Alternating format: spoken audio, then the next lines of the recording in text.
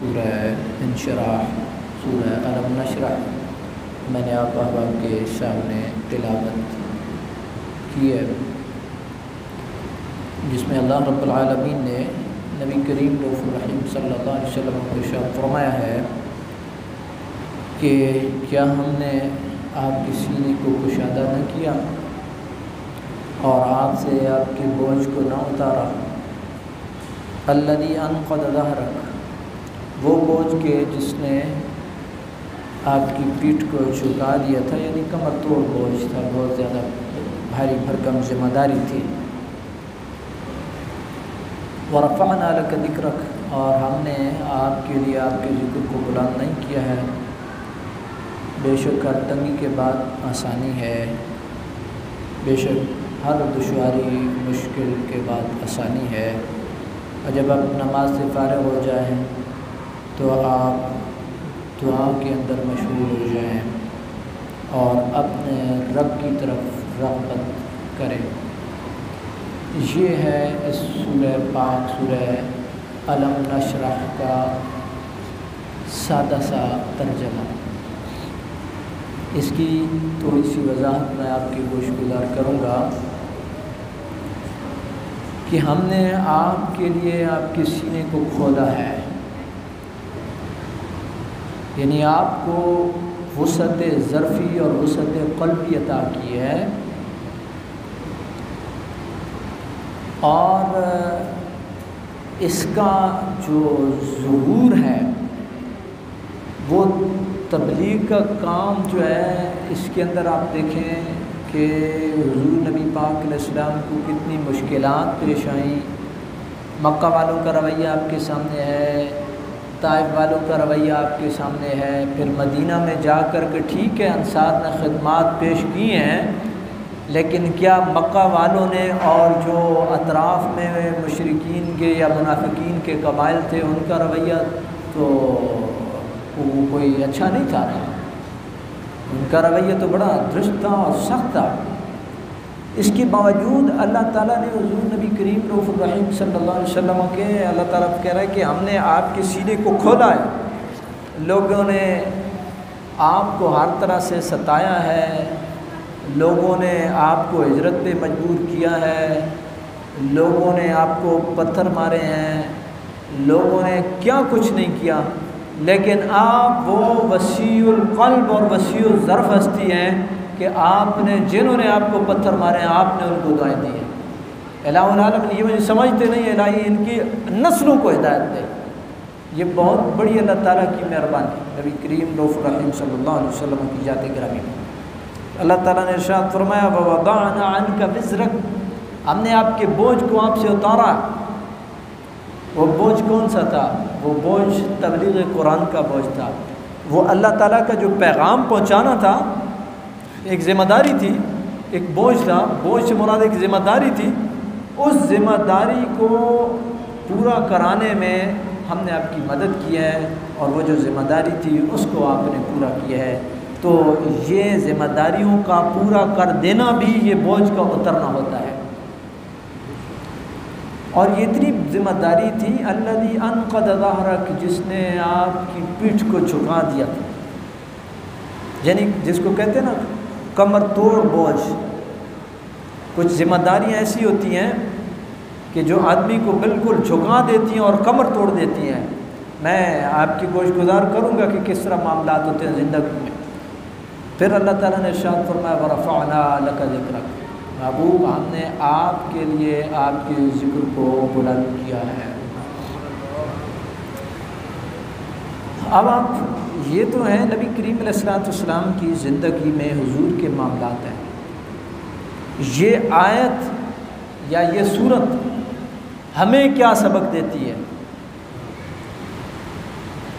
یہ تو تعلیم ہوگی نا نبی کریم علیہ السلام کے لیے، اور حضور نبی کریم علیہ السلام کی زندگی میں یہ چیزیں، اور ہمارے حق میں اس صورت کا کیا فائدہ ہے؟ ہمیں یہ ذہن میں رکھنا چاہیے الم نشرح لک صدرک، ہمیں بھی سینے کو کھلا رکھنا چاہیے، دل کو کھلا رکھنا چاہیے، وسیع ظرفی کا مظاہرہ کرنا چاہیے۔ اگر کسی نے کوئی بات کر بھی دی ہے تو وسیع الظرفی کا اور وسیع القلبی کا یہی ہے کہ نظر انداز کر دیں، نظر انداز کر دیں۔ اور جو مذہبی حوالے سے ذمہ داری ہے اس کو ہم پورا کرنے کی کوشش کریں۔ مذہبی ذمہ داری دیکھیں،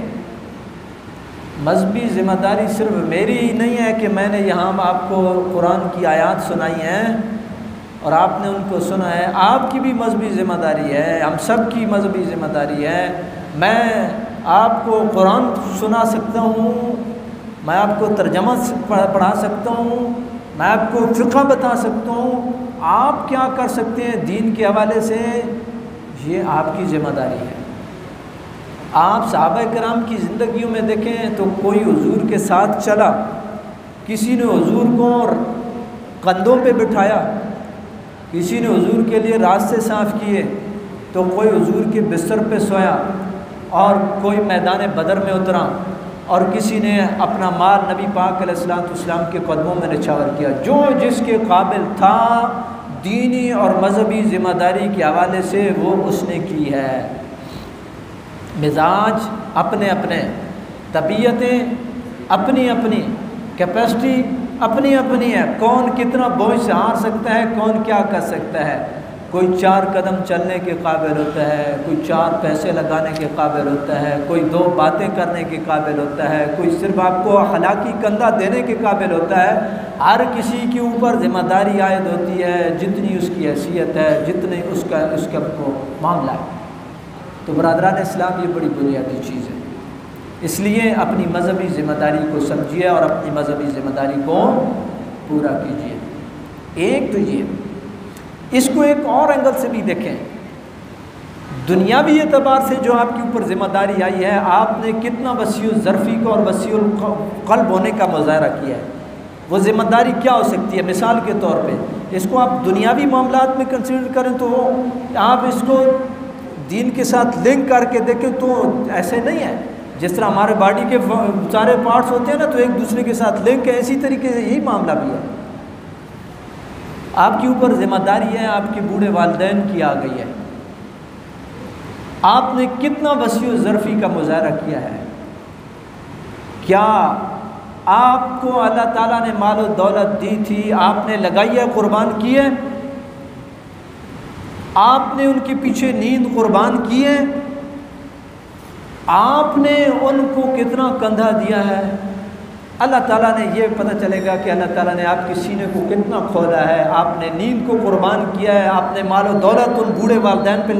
لگایا ہے کہ نہیں لگایا ہے، آپ نے ان کے پیچھے راتیں جاگی ہے کہ نہیں جاگی ہیں۔ یہ کام اگر آپ نے کیا ہے تو آپ سمجھ لیں کہ جو اللہ نے آپ کے اوپر ذمہ داری ڈالی تھی، اللہ تعالیٰ نے اس کا بوجھ آپ سے کم کر دیا۔ آپ کی والدہ ہے،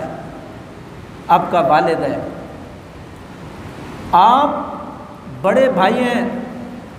والد دنیا سے چلا گیا، وہ ذمہ داری آپ کے اوپر آن پڑی ہے۔ اپنے لیے ہر کوئی جیتا ہے، یہ کوئی کمال نہیں ہے، اپنے لیے ہر کوئی جیتا ہے۔ آپ نے ان کے ساتھ کیا کیا ہے؟ آپ نے وہ ذمہ داری پوری کی ہے کہ نہیں کی ہے؟ یہ اگر کی ہے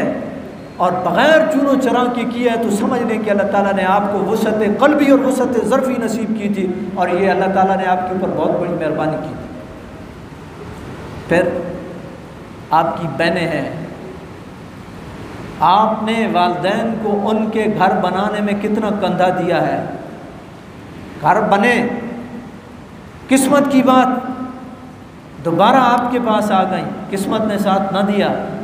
آپ نے ان کو بوجھ سمجھا ہے، یا آپ نے وسیع الظرفی کا مظاہرہ کرتے ہوئے آپ نے ان کو کندھا دیا اور ان کے اخراجات اٹھائے۔ آپ نے بیٹیوں کی ذمہ داری پوری کر دی، ایک دفعہ ان کے گھر بنا دیے، سارا کچھ کر دیا۔ اللہ کا نظام، قسمت کوئی نہیں دے سکتا، ان کی قسمت میں وہ گھر نہیں تھا، دوبارہ آپ کے گھر پہ آ گئی۔ آپ نے کہیں ان کو بوجھ تو نہیں سمجھا؟ اگر بوجھ نہیں سمجھا ہے اور آپ نے اللہ اور اللہ کے رسول کی رضا کے لیے وہ تمام بوجھ وہ اٹھایا ہے، تو یہ سمجھ لیں کہ اللہ تعالیٰ نے آپ کو وسعت ظرفی نصیب کی تھی، اور اللہ تعالیٰ نے آپ کو وہ جگرہ نصیب کیا تھا کہ جس کی بدولت اللہ تعالیٰ نے آپ کے اوپر مہربانی کی ہے، اور آپ کے اوپر جو ذمہ داری تھی وہ آپ نے پوری کی ہے۔ الم نشرح لک صدرک ووضعنا عنک وزرک، ہم نے آپ کے بوجھ کو جب آپ تھوڑی سی محنت کریں گے، ہمت کریں گے، اللہ تعالیٰ آپ کے بوجھ کو آپ سے اتار دے گا، اتار دے گا۔ لیکن امتحان آتا ہے وقتی طور پر۔ پھر قرآن مجید یہ آپ کو ایک ایک نوید سناتا ہے کہ ہر رات اس کا اختتام صبح پہ ہوتا ہے، ہر مشکل کے بعد آسانی ہوتی ہے، فَإِنَّ مَعَ الْعُسْرِ يُسْرًا إِنَّ مَعَ الْعُسْرِ يُسْرًا، ہر تنگی کے بعد آسانی ہوتی ہے۔ اللہ تعالیٰ کی ذات آپ کے اوپر مہربانی فرمائے گی، اور وہ والدین کی صورت میں آپ کے اوپر ذمہ داری آئی، وہ بیٹیوں کی صورت میں آئی، وہ یتیم بہن بھائیوں کی صورت میں آئی، وہ بہنوں کی صورت میں آئی، وہ کسی اور صورت میں آئی، جو ذمہ داری آئی آپ نے اس کو پورا کیا تو رب کی ذات آپ کی غیبی نصرت اور مدد فرمائے گا، اور یہ جو بوجھ جو آپ کے اوپر آن پڑا ہے اس کو اللہ تعالیٰ کی ذات جو ہے وہ آپ سے ہٹا دے گا، اور رب کی ذات آپ کے لیے آسانیاں پیدا کرے گا، رب کی ذات آپ کے لیے آسانیاں پیدا کرے گا۔ اس کے ساتھ ساتھ دین کی طرف رغبت، نماز، اور نماز سے فارغ ہو کر کے اپنے رب کی حضور التجائیں، دعائیں، الہ العالمین استقامت نصیب کرنا، یہ بڑے بڑے قسمت والے لوگ ہوتے ہیں جو یہ بوجھ اٹھا جاتے ہیں، اور جو بوجھ اٹھا جاتے ہیں وہ دنیا میں بھی سعادت مند ٹھہرتے ہیں، آخرت میں بھی سعادت مند ٹھہرتے ہیں۔ جو یہ پی کاٹ گیا نا، جو یہ پی کاٹ گیا اور یہ بوجھ اٹھا گیا، دنیا میں بھی سعادت مند اور آخرت میں بھی سعادت مند۔ تو برادران اسلام، اسی صورت میں اللہ تعالیٰ نے ارشاد فرمایا، محبوب کریم ہم نے آپ کی ذکر کو آپ کے لیے بلند کیا ہے۔ اس کی ایک جھلک آپ دیکھ لیں، نماز اللہ اکبر سے شروع ہوتی ہے، لیکن اسی نماز کے اندر آپ بیٹھتے ہیں تو اللہم صلی علی محمد وعلی آل محمد، اللہ اکبر سے اذان شروع ہوئی، محبوب کریم علیہ السلام کا ذکر، بیچ میں رسالت، آپ صلی اللہ علیہ وسلم کا ذکر، جہاں پہ اللہ تعالیٰ کا ذکر آئے گا وہاں ذکر مصطفیٰ صلی اللہ علیہ وسلم آئے گا، اور الفاظ دیگر حضور کی آل کا جو ذکر ہے، یہ محرم کا مہینہ، حضور کی آل کا ذکر جو ہے وہ بھی حضور ہی کا ذکر ہے۔ آپ بی بی فاطمہ پاک کا ذکر کرتے ہیں تو یہ حضور کا ذکر ہے، آپ حضرات حسنین کریمین کا ذکر کرتے ہیں تو یہ حضور کا ذکر ہے، اور جب آپ حضور کا ذکر کریں گے تو اللہ تعالیٰ کی ذات آپ کو برکات نصیب کرے گا، اللہ تعالیٰ کی ذات آپ کو ان کی محبت نصیب کرے گا، اور یہ محبت جا کر کے منتج ہوتی ہے رسول اللہ کی محبت پر، اور رسول اللہ کی محبت جا کر کے وہ منتج ہوتی ہے اللہ تعالیٰ کی ذات کی محبت پر۔ تو آپ دیکھ لیں نبی کریم علیہ السلام نے اپنی پیاری بیٹی کے ساتھ کس طرح اپنی محبتوں کا اظہار کیا، عقیدتوں کا اظہار کیا، اور وہ چادر جس کا ذکر قرآن میں آتا ہے، جس کی قسم قرآن کھاتا ہے، وہ اپنی بیٹی کے پاؤں میں بچھائیے کہ نہیں بچھائیے؟ بچھائیے۔ یہ حضور کی سنت ہے، حضور نبی پاک علیہ السلام کی سنت ہے، اور پھر حضور نے اپنے آخری وقت پہ سرگوشی جو کی اپنی بیٹی سے کی، اس طرح اپنے دل کی باتیں کرنا یہ بیٹیوں سے، یہ سنت مصطفیٰ صلی اللہ علیہ وسلم ہے۔ حضرت بی بی فاطمہ پاک حضور نے کہا کہ پیاری بیٹی اب چل چلا ہوا، مفہوم بیان کر رہا ہوں، چل چلا ہوا ہے، تو حضرت بی بی فاطمہ پاک رو پڑی۔ پھر حضور نے ارشاد فرمایا، کیا تم اس بات پہ خوش نہیں ہوتی ہو کہ میرے خاندان میں سب سے پہلے تم آ کر کے مجھ سے ملاقات کرو گی؟ تو حضرت بی بی فاطمہ پاک خوش ہو گئی۔ یہ اپنی بیٹیوں سے دل کی باتیں کرنا یہ سنت مصطفیٰ صلی اللہ علیہ وآلہ وسلم ہے، اور میرے پاک نبی نے ارشاد فرمایا، اور حضور کی سنت، اور آپ نے بتایا، حضور نے ارشاد فرمایا، وہ بندہ جس نے اپنی بیٹیوں کو، دو بیٹیوں کو پالا پوسا جوان کیا، جاء مانا یوم القیامت ھکذا وزمسا، جس نے اپنی دو بیٹیوں کو پالا پوسا جوان کیا۔ حضرت بی بی فاطمہ پاک کا جب ذکر آتا ہے نا تو وہاں پہ آپ یہ دعا کیا کریں کہ الہ العالمین اپنا پاک نبی کی سنت پہ مجھے بھی چلنے کی توفیق نصیب فرما، اور جس طرح حضور نے اپنی بیٹی جو ہے ان کے ساتھ پیار کیا، محبت کی، شفقت کی، تو میرے دل میں بھی وہ محبت تھوڑی سی ڈال دیں۔ حضور نبی پاک علیہ السلام جو ہے آپ نے ارشاد فرمایا، جس نے دو بیٹیوں کو پالا پوسا جوان کیا، ان کے حقوق ادا کیے، قیامت کے دن وہ یوں میرے ساتھ آئے گا، یوں میرے ساتھ آئے گا۔ اس سے بڑھ کر کے اور کیا خوش قسمتی ہو سکتی ہے؟ یار ان کو بیٹیوں کو جو خدمت کر گیا، یقین کیجئے ٹھیک ہے ایک پدری شفقت بھی ہوتی ہے، لیکن جہاں پدری شفقت ہوتی ہے وہاں سنت مصطفیٰ صلی اللہ علیہ وسلم بھی ہے، اور جو ان بیٹیوں کو خوش و خرم اپنے گھر والا بنا گیا، اس کو اللہ تعالیٰ کی یاد اپنے پاک نبی کا قیامت کے دن قرب نصیب کرے گا۔ اللہ رب العالمین کی بارگاہ میں یہ دعائیں اللہ تعالیٰ کی ذات اس عظیم ہستی حضرت بی بی فاطمہ پاک رضی اللہ تعالیٰ عنہا کے وسیلے اور سبب سے اللہ تعالیٰ کی ذات ہماری بیٹیوں کو بھی عزت نصیب فرمائے، اور وہ جو محبت اللہ تعالیٰ نے اپنے پاک نبی کے دل میں ڈالی تھی بیٹی کے لیے، اللہ تعالیٰ کی ذات اس محبت کی تھوڑی سی جھلک اللہ تعالیٰ ہمیں بھی نصیب فرمائے اور اس کا ظہور جو ہے وہ بھی ہو۔ اللہ تعالیٰ کی ذات ہم سب کی حامی و ناصر ہو، اور اللہ تعالیٰ ہمیں عمل کی توفیق نصیب فرمائے، آمین۔